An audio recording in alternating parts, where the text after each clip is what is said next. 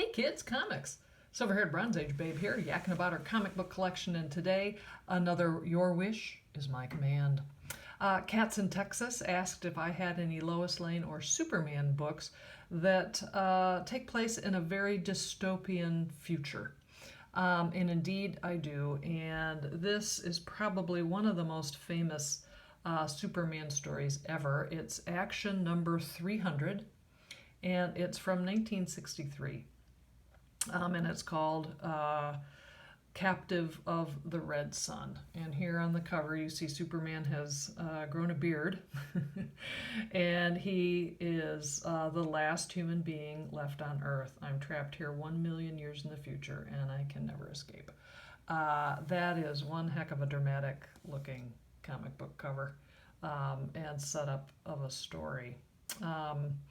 It's one of those things where if you really examine kind of the cover art and how they interpret, what's left of Metropolis. Somehow I don't think the Daily Planet thing would still be standing, but a minor quibble. My copy is in really crappy shape. And as you know, I don't care about that stuff because I found it at a reasonable rate, and it's like, okay, but it does mean that I'm not going to spend a lot of time going page by page and showing you specific panels, because I really don't want the embarrassment of having this fall apart on the video. But suffice to say that the story is that Superman has followed some evildoers across the timeline and finds himself back on Earth 1,000,000 years in the future.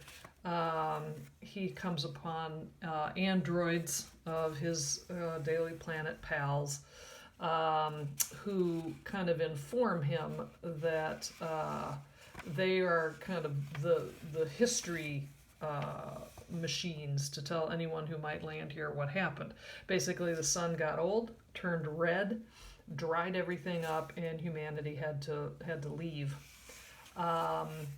And a android version of Perry White joins with him on his little Odyssey trip for a bit, because he's trying to get to the Fortress of Solitude to see if there's something in the fortress that can help him get back to his own time. And in the meantime, he sees what a wasteland the planet has become, and what happened to all of its animals and how they've morphed into other things. And he's sick and tired and thirsty and very sad, actually.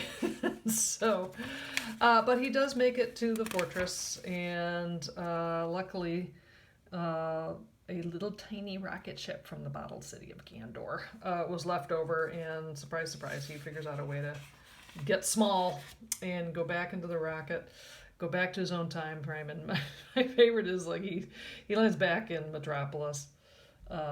But he's still small because he's under the powers of a red sun, and so he has to wait until he gets bigger. And while he waits, he sits and thinks deep thoughts. Will Earth really be like that 1,000,000 years from now? Or was that the only one of many possible futures? I may never know, but I hope I'm never again the last man on Earth.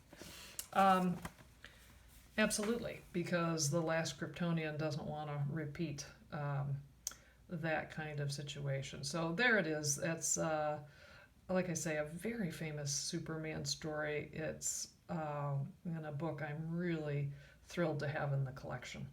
Well, thanks so much for stopping by. I'll see you next time.